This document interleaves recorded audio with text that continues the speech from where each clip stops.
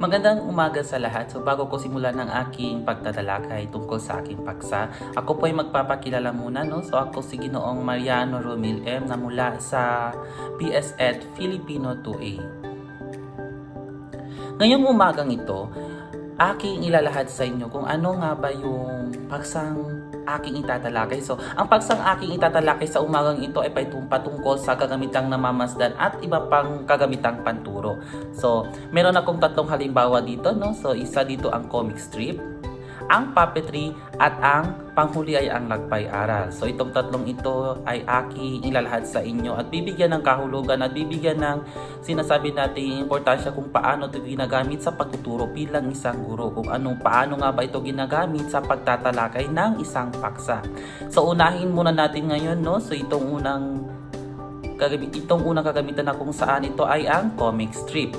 So ano ang comic strip, no? So bibigyan ko muna ito ng kahulugan. So yung comic strip po ay isang anyo ng sine na naglalaman ng kwento, pagsusuri sa pamamagitan ng imahe o teksto. Ito ay binubuo ng ilang panel na sunod-sunod na kukwento sa isang maikli at masusing kwento. Ito rin ay isang karaniwan na ating makikita sa pahayagan, magazine o online platform. So meron din ito, sinasabi din yung mga pahayagan, yung mga newspapers, no? So diyan po natin makikita. So ito rin ay nagbibigay aliw sa mga mambabasa. So ito nagbibigay aliw sa kanila. So dito, no? So ano nga ba ang gamit ng sa pagtuturo gamit itong comic strips? So paano nga ba ito ginagamit sa pagtuturo, no? So isa na dito po, ito ay nagbibigay daan sa visual na pag-aaral at pagsusuri.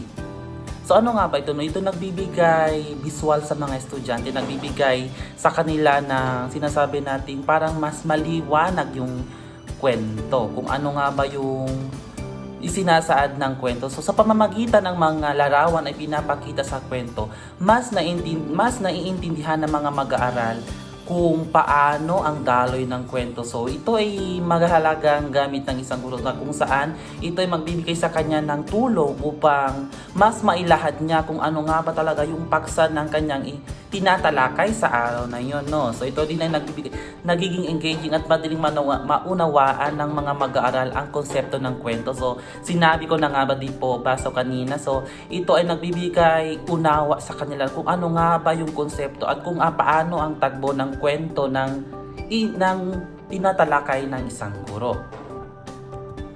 So ito rin ay nagbibigay kulay at buhay na ang mga aralin.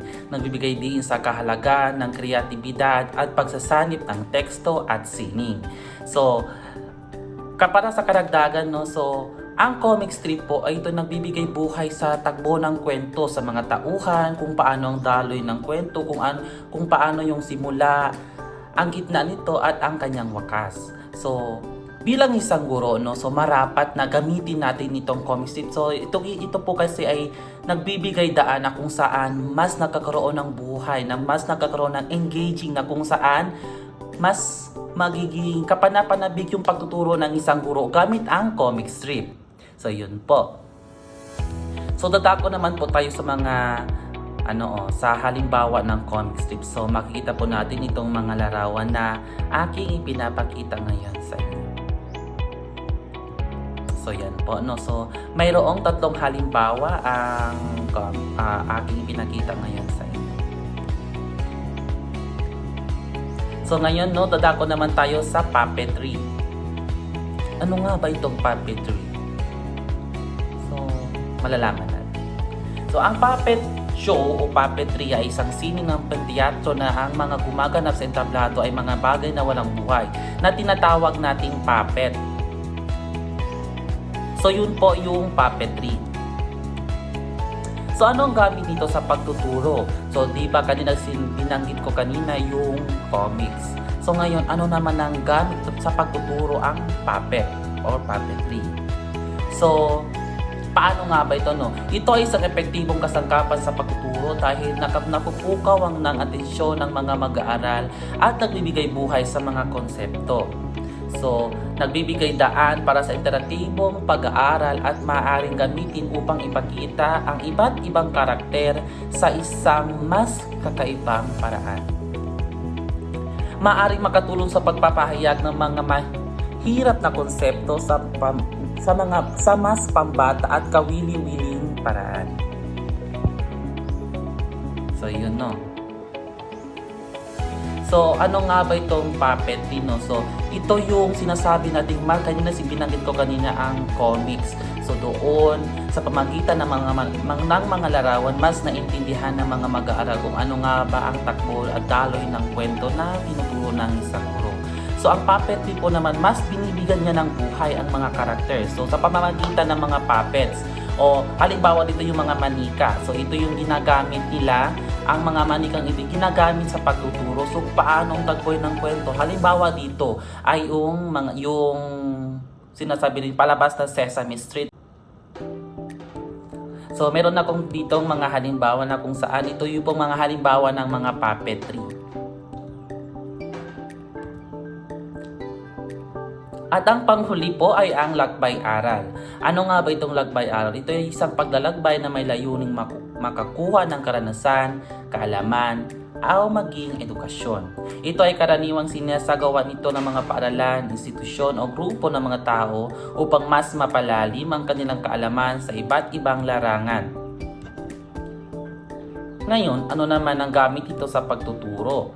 So ito nagbibigay ng masusing pag-unawa sa mga konsepto at paksa sa pamamagitan ng aktwal na pagsasagawa ng mga gawain sa totoong kapaligiran. Ang mga mag-aaral ay maaaring makakita ng ugnayan sa kanilang natututunan sa teorya at ang kanilang karanasan sa totoong buhay.